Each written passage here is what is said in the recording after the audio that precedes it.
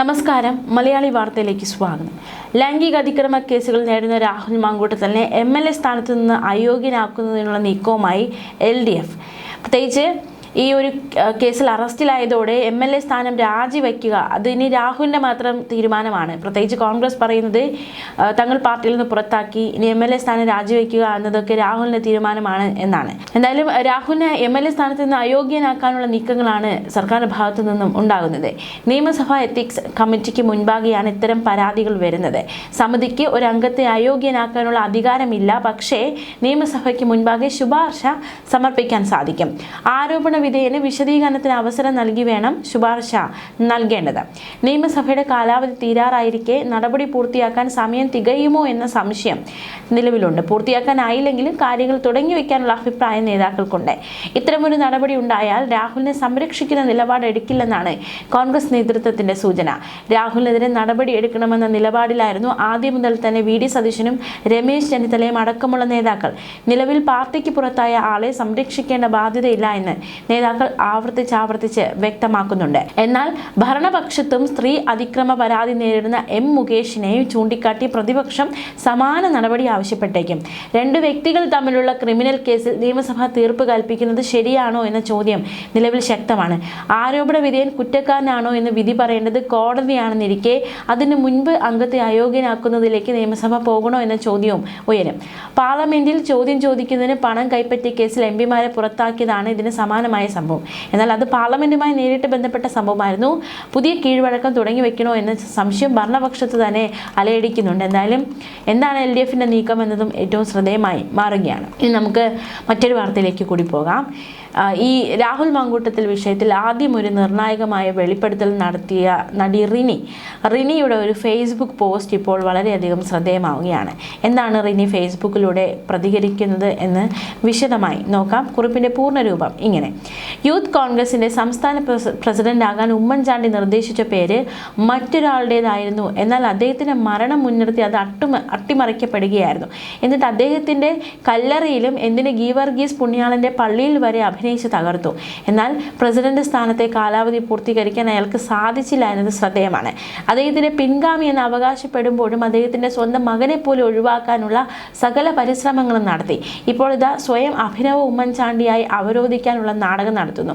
ഒന്നും ചെയ്യാതെ തന്നെ സരിതകൾ വന്ന് നശിപ്പിക്കാൻ ശ്രമിക്കുന്നു എന്ന കഥകൾ ജനങ്ങൾക്കിടയിൽ പ്രചരിപ്പിച്ച് തെറ്റിദ്ധാരണ പരത്താൻ ശ്രമിക്കുന്നു. സ്വയം ഉമ്മൻചാണ്ടിയായി നടിക്കുന്ന ഈ വ്യക്തിയാൽ ഉപദ്രവിക്കപ്പെട്ട നിരവധി പെൺകുട്ടികളുടെ കേസുകൾ പോലീസ് കണ്ടെത്തിയിട്ടുണ്ടെന്നാണ് കിട്ടുന്ന വിവരം. പല യുവതികൾ ഇത്തരത്തിൽ അബോർഷൻ ചെയ്യപ്പെട്ടതായും വിവരങ്ങളുണ്ട്. ഇനിയും കണ്ടെത്താത്ത കേസുകളും വിവരങ്ങളും ഉണ്ടാകാം. പൈശാചികവും നിഷ്ഠൂരവുമായ ലൈംഗിക പീഡനത്തിന് വിധേയയാക്കിയെന്ന് പെൺകുട്ടികൾ തന്നെ സാക്ഷ്യപ്പെടുത്തുന്ന മൊഴികൾ പുറത്തു വന്നിട്ടും ഇത്തരത്തിലുള്ള ഒരു വ്യക്തിയുമായി ഉമ്മൻചാണ്ടിയെ പോലെ ഒരു നേതാവിനെ താരതമ്യപ്പെടുത്തുന്നത് ന്യായമാണ്. കോൺഗ്രസിനെ നശിപ്പിക്കാൻ രാഷ്ട്രീയ പ്രേരിതമായി ഇറങ്ങിയെന്ന് പറയുന്നവരോട് കോൺഗ്രസിനെ തോൽപ്പിക്കുക എന്നതല്ല ലക്ഷ്യം. കോൺഗ്രസിന്റെ അന്തസ്സിനെ നശിപ്പിക്കുന്ന ഹിംസാത്മകമായ ഇത്തരം പ്രവണതകളെ ഇല്ലാതാക്കുക എന്നതാണ്. അതിൽ ഏറ്റവും ആനന്ദിക്കുന്നത് ഉമ്മൻചാണ്ടി സാറിന്റെ ആത്മാവ് തന്നെയായിരിക്കുമെന്നും റിനി ഫേസ്ബുക്കിൽ കുറിച്ചു. അതേസമയം നമുക്കിനി ഷാഫി പറമ്പിൽ MPയുടെ പ്രതികരണത്തിലേക്ക് കൂടി പോകാം. പീഡന കേസിൽ പാലക്കാട് MLA രാഹുൽ മാങ്കൂട്ടത്തിൽ അറസ്റ്റിലായ സംഭവം. ഈ സംഭവത്തിൽ പ്രതികരണവുമായി വടകര MP ഷാഫി പറമ്പിൽ. രാഹുൽ ഇപ്പോൾ കോൺഗ്രസ് പാർട്ടിയുടെ ഭാഗമല്ലെന്നും നിയമത്തിന്റെ വഴിക്ക് പോകട്ടെ എന്നുമായിരുന്നു ഷാഫി പറമ്പിലിന്റെ പ്രതികരണം. മാത്രമല്ല, കഴിഞ്ഞ ദിവസം ഏറ്റവും കൂടുതൽ ചർച്ചയായ മറ്റൊരു കാര്യം, ഈ മൂന്നാമത്തെ പരാതിക്കാരി വടകരയിലെ ഒരു ഫ്ലാറ്റിലേക്ക് രാഹുൽ മാങ്കൂട്ടത്തിൽ തന്നെ ക്ഷണിച്ചു എന്ന് പറയുന്നുണ്ട്.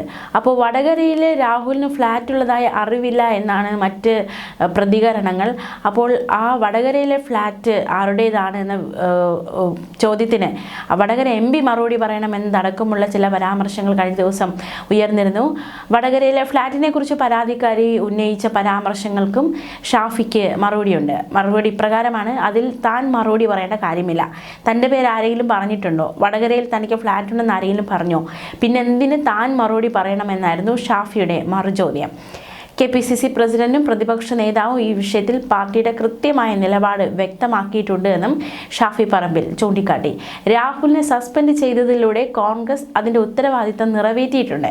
മറ്റൊരു രാഷ്ട്രീയ പ്രസ്ഥാനവും സ്വീകരിക്കാത്ത വിധം വ്യക്തതയുള്ള നിലപാടാണ് കോൺഗ്രസ് രാഹുൽ മാങ്കൂട്ടത്തിന്റെ വിഷയത്തിൽ എടുത്തതെന്നും ഷാഫി പറമ്പിൽ ചൂണ്ടിക്കാണിച്ചു. രാഹുലുമായി മുൻപുണ്ടായിരുന്ന സൗഹൃദം പാർട്ടി നടപടികൾക്ക് തടസ്സമായിട്ടില്ലെന്നും അദ്ദേഹം പറഞ്ഞു. തെറ്റ് ചെയ്തെങ്കിൽ മറ്റുള്ള കാര്യങ്ങൾ നിയമം തീരുമാനിക്കട്ടെ. നിയമപരമായ നടപടികൾക്ക് ഷീൽഡുമായി ഞങ്ങളാരും ഇറങ്ങി നിന്നിട്ടില്ല. പാർട്ടി ചെയ്യേണ്ടതെല്ലാം ചെയ്തിട്ടുണ്ട്. അദ്ദേഹം ഇപ്പോൾ കോൺഗ്രസ് പാർട്ടിയുടെ, അതായത് രാഹുൽ മാങ്കൂട്ടത്തിൽ ഇപ്പോൾ കോൺഗ്രസ് പാർട്ടിയുടെ ഭാഗമല്ല. രാജിയെ സംബന്ധിച്ചും KPCC പ്രസിഡന്റും പ്രതിപക്ഷ നേതാവുമെല്ലാം നിലപാട് വ്യക്തമാക്കിയതാണ്. അതിൻ്റെ മേലെ ഒരു അഭിപ്രായവും പറയേണ്ടതില്ല എന്നാണ് ഷാഫി പറമ്പിലിൻ്റെ നിലപാട്. മാത്രമല്ല, എപ്പോഴും കോൺഗ്രസ് ആരോപിക്കുന്നത് ഈ സ്വർണ്ണക്കൊള്ള കേസിൽ അറസ്റ്റിലായവരെ പാർട്ടിയൊന്നും അവർക്കെതിരെ നടപടിയൊന്നും സ്വീകരിച്ചിട്ടില്ല. ആ കാര്യം എപ്പോഴും കോൺഗ്രസ് പ്രതിരോധമായി ഉയർത്തുന്നുണ്ട്. ഗുരുതരമായ കുറ്റകൃത്യങ്ങളിൽ പ്രതികളായവർ CPMൽ ഉന്നത പദവികളിലും നിയമസഭയിലും തുടരുന്നത് ഷാഫി പറമ്പിൽ ചൂണ്ടിക്കാട്ടി. ശബരിമല സ്വർണ്ണക്കൊള്ള കേസിലെ പ്രതികൾ ജയിലിലും പാർട്ടിയിലും ഒരേ സമയം തുടരുകയാണ്. അത്തരം ആളുകൾ കോൺഗ്രസിനെ ഉപദേശിക്കാൻ വരേണ്ടതില്ലെന്നും പറയത്തിലെ പൊതുജനങ്ങൾക്ക് കോൺഗ്രസിന്റെ നിലപാടിൽ ബോധ്യമുണ്ടെന്നും അദ്ദേഹം പറഞ്ഞു. നിയമ നടപടികൾ മുന്നോട്ടു പോകട്ടെ എന്നും സത്യവും നീതിയും തെളിഞ്ഞു വരട്ടെ എന്നും ഷാഫി പറമ്പിൽ വ്യക്തമാക്കി. നീതി കിട്ടേണ്ടവർക്ക് അത് കിട്ടണം എന്ന നിലപാടാണ് തനിക്കുള്ളതെന്നും ഈ വിഷയത്തിൽ കൂടുതൽ പ്രതികരണത്തിനില്ല എന്നും ഷാഫി പറമ്പിൽ പറഞ്ഞു. മാത്രമല്ല, താനും രാഹുലും തമ്മിൽ സൗഹൃദമുണ്ട്. താനുമായുള്ള സൗഹൃദത്തെ സംബന്ധിച്ചാണ് നിങ്ങൾ ചോദിക്കുന്നതെങ്കിൽ ആ സൗഹൃദം ഒരിക്കലും പാർട്ടി നടപടികൾക്ക് ഒരു തടസ്സമായി മാറിയിട്ടില്ല എന്നും ഷാഫി പറമ്പിൽ വ്യക്തമാക്കി. കോൺഗ്രസ് ഒരു പാർട്ടി എന്ന നിലയിൽ മറ്റാരും സ്വീകരിക്കാത്ത രീതിയിൽ ക്ലാരിറ്റിയുള്ള നടപടി ഇക്കാര്യത്തിൽ സ്വീകരിച്ചുവെന്ന് നിങ്ങൾക്കെല്ലാം ബോധ്യമുണ്ട്. അതുകൊണ്ട് നിയമത്തിൻ്റെ വഴിക്ക് നടക്കട്ടെ. ഇത്തരം കാര്യങ്ങളിൽ ഞങ്ങളെ ഉപദേശിക്കുന്ന ആളുകൾ മനസ്സിലാക്കേണ്ടത് ഗുരുതരമായ കുറ്റകൃത്യത്തിൽപ്പെട്ട ആളുകൾ ജയിലിലും പാർട്ടിയിലും ഇപ്പോഴും തുടരുന്നുണ്ട് എന്നാണ്. ശബരിമല കേസുമായി ബന്ധപ്പെട്ട് ഒരാൾ ജയിലിലും പാർട്ടിയിലും തുടരുന്നു. മറ്റ് ആരോപണങ്ങളുമായി ബന്ധപ്പെട്ട ആളുകൾ നിയമസഭയിലും പാർട്ടിയിലും തുടരുകയാണ്. ഒരു നടപടിയും അവരാരും സ്വീകരിച്ചിട്ടില്ല. അതുകൊണ്ട് അവരുടെ ഉപദേശം ഇത്തരം കാര്യങ്ങളിൽ വേണ്ട എന്നും ഷാഫി പറമ്പിൽ പറഞ്ഞു. കഴിഞ്ഞ ദിവസം P. സരിൻ അതുപോലെ DYFI അടക്കമുള്ളവർ ഷാഫി പറമ്പിലിനെ ലക്ഷ്യമിട്ട് ചില പ്രതികരണങ്ങൾ നടത്തിയിരുന്നു. മൂന്നാം ബലാത്സംഗ കേസിൽ രാഹുൽ മാങ്കൂട്ടത്തിൽ MLA അറസ്റ്റിലായ വിഷയത്തിൽ ഷാഫി പറമ്പിൽ MPക്കെതിരെ ഒളിയമ്പുമായായിരുന്നു P. സരിൻ കഴിഞ്ഞ ദിവസം രംഗത്ത് വന്നത്. രാഹുൽ വടകരയിൽ ഫ്ലാറ്റ് ഉണ്ടെന്ന് പറഞ്ഞുവെന്നും അങ്ങോട്ട് ചെല്ലണമെന്നും ആവശ്യപ്പെട്ടുവെന്നും മൂന്നാം ബലാത്സംഗ കേസിൽ രജിസ്റ്റർ ചെയ്ത FIRൽ പറയുന്നു. വടകരയിൽ രാഹുൽ മാങ്കൂട്ടത്തിൽ ഫ്ലാറ്റ് ഉള്ളതായി വടകരക്കാർക്ക് ആർക്കെങ്കിലും അറിവുണ്ടോ എന്നും സ്ഥലം MPയോട് ചോദിച്ച് ആരെങ്കിലും അറിയിച്ചാലും മതിയെന്നായിരുന്നു P. സരിൻ പങ്കുവച്ച ഫേസ്ബുക്ക് പോസ്റ്റിൽ പറഞ്ഞിരുന്നത്. സരിൻ്റെ ഫേസ്ബുക്ക് പോസ്റ്റ് ഇപ്രകാരമാണ്: രാഹുൽ മാങ്കൂട്ടത്തിൽ റിമാൻഡ് റിപ്പോർട്ടിന്റെ ഭാഗമായുള്ള മൂന്നാമത്തെ FIR മാധ്യമങ്ങളിലൂടെ പുറത്തു വന്നത് വായിക്കുകയായിരുന്നു. പരാതിയുടെ 5-ാം പേജിൽ ആവലാതിക്കാരി പറയുന്നത് ഇങ്ങനെയാണ്: വടകരയിൽ ഫ്ലാറ്റുണ്ടെന്നും മറ്റൊരു ദിവസം വടകരയിലേക്ക് ചെല്ലണമെന്നും രാഹുൽ മാങ്കൂട്ടത്തിൽ ആവശ്യപ്പെട്ടു.